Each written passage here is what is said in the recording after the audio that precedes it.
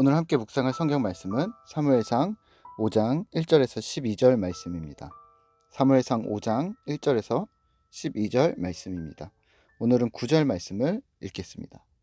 그것을 옮겨간 후에 여호와의 손이 심히 큰 환란을 그 성읍에 더하사 성읍 사람들이 작은 자와 큰 자를 다 쳐서 독한 종기가 나게 하신지라. 아멘. 오늘 함께 생각할 주제는 복음의 위치입니다. 본문 사무엘상 5장에서는 이스라엘과 블레셋과의 전투에서 빼앗아간 하나님의 괴로 인해 벌어지는 에피소드들을 다루고 있습니다. 이스라엘 민족은 하나님의 괴를 마치 하나님이 임하도록 하게 만드는 알라딘의 요술램프처럼 사용하려 했습니다. 그리고 결국 그 요술램프가 작동하지 않아 괴를 빼앗기게 됩니다. 하나님에 대해 오해했던 결과 하나님을 자기 중심적으로 믿은 결과는 처참했습니다. 하나님은 램프의 요정 지니처럼 궤에 갇혀 계신 분이 아니라 온 세상의 주인이심을 기억했어야 했습니다. 오늘 블레셋 역시 하나님의 궤를 오해합니다. 물론 반대의 측면인데요. 빼앗아온 하나님의 궤를 전리품 정도로 여깁니다. 사실 하나님의 궤는 열어보시면 알겠지만, 물론 저도 안 열어봤습니다만, 궤가 금으로 된 것도 아니고 그 안에 금덩이나 엄청난 보화가 들어있는 것도 아닌 아론의 쌍난 지팡이와 만나, 그리고 십계명 두 돌판이 들어있었습니다. 이방 민족 입장에서는 별 볼 일 없는 것들이었습니다. 대신 그 전리품을 가지고 있었던 이유는 이스라엘이 믿는 신의 성스러운 물건 정도로 여겼고 그들의 사기를 꺾기에 적절한 물건이었던 거죠. 다시 말하면 블레셋의 신이 이스라엘의 신인 여호와 하나님을 이긴 결과가 바로 하나님의 궤가 되었던 것입니다. 처음에는 하나님의 궤를 아스돗의 다곤 신당에 둡니다. 4절입니다. 이튿날 아침에 그들이 일찍 일어나 본즉 다곤이 여호와의 궤 앞에서 또다시 엎드러져 얼굴이 땅에 닿았고 그 머리와 두 손목은 끊어져 문지방에 있고 다곤의 몸뚱이만 남았더라. 괴이한 일이 일어납니다. 다곤 신상이 넘어져 있고 부서져 있습니다. 하나님의 궤 때문이라고 생각합니다. 어떻게 해야 하는가? 서로 의논합니다. 그리고 가드로 옮기기로 합니다. 9절입니다. 그것을 옮겨간 후에 여호와의 손이 심히 큰 환란을 그 성읍에 더하사 성읍 사람들의 작은 자와 큰 자를 다 쳐서 독한 종기가 나게 하신지라. 아멘. 하나님의 진노가 가드에 임하고 그 성읍의 사람들이 독한 종기로 환란을 당합니다. 이 소문이 블레셋의 전국에 퍼졌던 듯 싶습니다. 에그론으로 하나님의 궤를 옮기려고 합니다. 그러자 반발이 심합니다. 하나님의 진노는 악성 종기뿐 아니라 심리적, 정서적 혼란을 이 도시에 가져왔고 사망의 환란을 당했다는 것을 보면 목숨을 잃는 불상사까지 있었던 듯 합니다. 11절과 12절인데요. 이에 사람을 보내어 블레셋 모든 방백을 모으고 이르되 이스라엘 신의 궤를 보내어 그 있던 곳으로 돌아가게 하고 우리와 우리 백성이 죽임 당함을 면하게 하자 하니 이는 온 성읍이 사망의 환란을 당함이라. 거기서 하나님의 손이 엄중하심으로 죽지 아니한 사람들은 독한 종기로 치심을 당해 성읍의 부르짖음이 하늘에 사무쳤더라. 아멘. 이미 사망의 환란을 당했고 죽지 않은 사람들, 그러니까 사망의 환란이, 큰 죽음이 한번 휩쓸고 지나갔고 죽지 아니한 남은 사람들은 독한 종기로 치심을 당했다라고 이해할 수가 있습니다. 오늘 우리는 말씀을 대하며 무엇을 기억해야 할까요? 하나님 복음의 세상에서의 위치입니다. 우리는 하나님의 복음이 선포되면 세상이 좋아할 것이라고 막연히 생각합니다. 과연 그럴까요?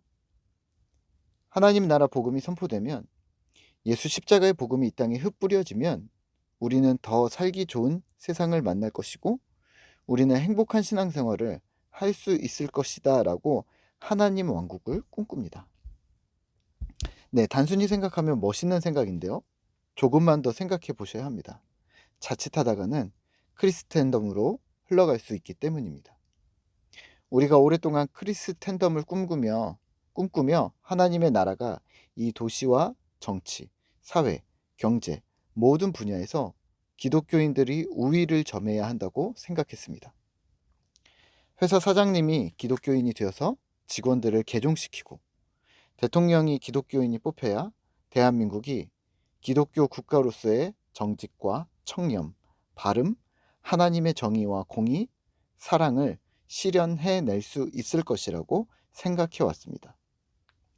하지만 오늘 우리가 얻은 역사의 실제적인 교훈은요, 우리가 꿈꾸는 것들이 이루어지지 않았습니다. 무엇이 문제일까요? 항상 자기중심적 신앙이 문제입니다. 자기중심성이 범위가 넓어져서 기독교 중심성으로 흘러버렸고, 이건 세상의 눈으로 볼 땐 극한의 배타성으로밖에 보이지 않게 된 것이죠. 예를 들면 이렇습니다. 세상에서 정의를 실현할 수 있는 종교는 기독교뿐이다. 네, 좋습니다. 하지만 기독교가 옳으니 타 종교를 압제해야 한다라고 생각하시는 순간 중세 십자군 전쟁이 되어버리고 맙니다.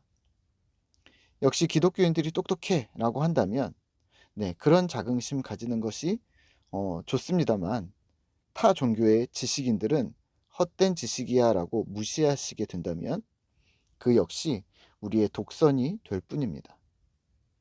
신학이 매우 발전했었던 독일에서 히틀러와 같은 군국주의가 시작되었던 것, 또 일제 신사참배에 동조했던 한국의 치욕적인 교회 역사와 더불어 독일의 파시즘과 함께했던 독일 교회의 실수가 모두 같은 맥락입니다.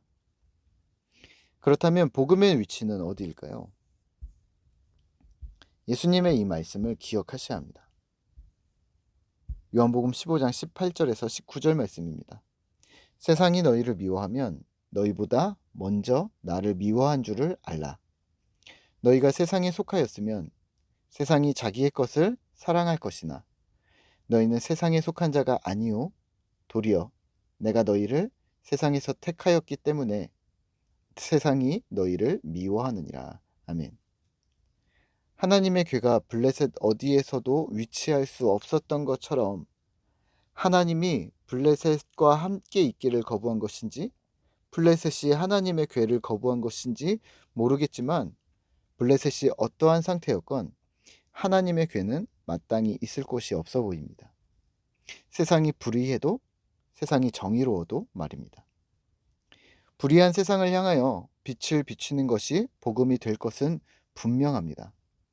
하지만 불의한 자들은 그 불의의 편리함과 유익 때문에 복음을 거부하려 할 것입니다. 참 빛이 세상에 왔을 때 자기 백성이 영접지 않았고 앞으로도 그러할 것입니다. 반면에 정의를 실현하는 세상을 향해서는 복음이 독선이나 편협함으로 보일 것입니다. 한 가지 길 외에는 길이 없다고 자꾸 말하기 때문입니다. 세상이 말하는 것처럼 명쾌한 정의를 말하지도 못하고 실제 수준도 그에 미치지 못하면서 정의를 추구하는 세상을 향해서는 너희는 별거 아니라는 식의 태도를 여전히 우리가 견지한다면 독선과 아집으로 인해 거부당할 것입니다. 그러면 오늘 우리는 무엇을 해야 할까요? 세상 어디에도 환영받지 못할 복음의 위치를 기억하시면서 우리 안에, 우리 공동체에, 우리의 삶에 하나님의 나라가 이루어지기를 위해서 힘쓰셔야 합니다. 무슨 말이냐면 세상을 적대 세상으로만 보지 마시라는 말입니다.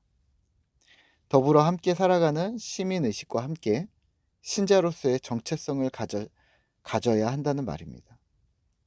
비교인과 교인을 구분짓는 것에서 출발하시면 안 되고 동시대를 살아가며 각각의 영역에서 충실히 본분을 담당하는 한 사람의 시민으로서 애민의 마음을 가지셔야 한다는 말입니다.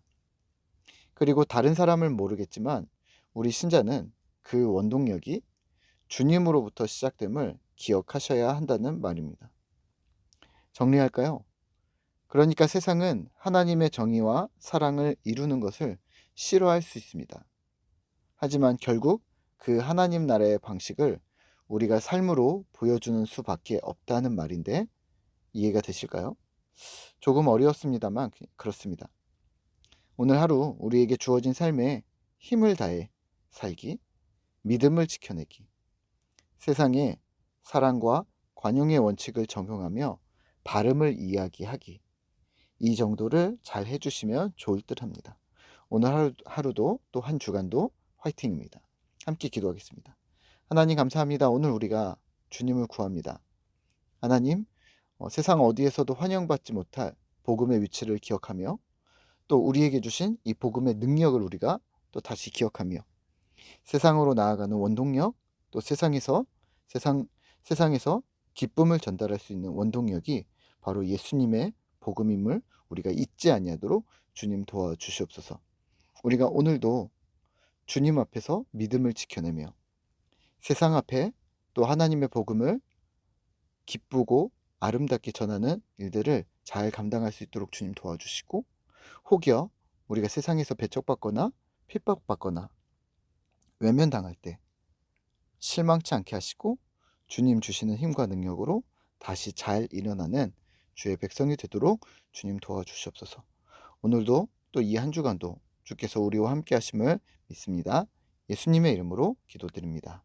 아멘.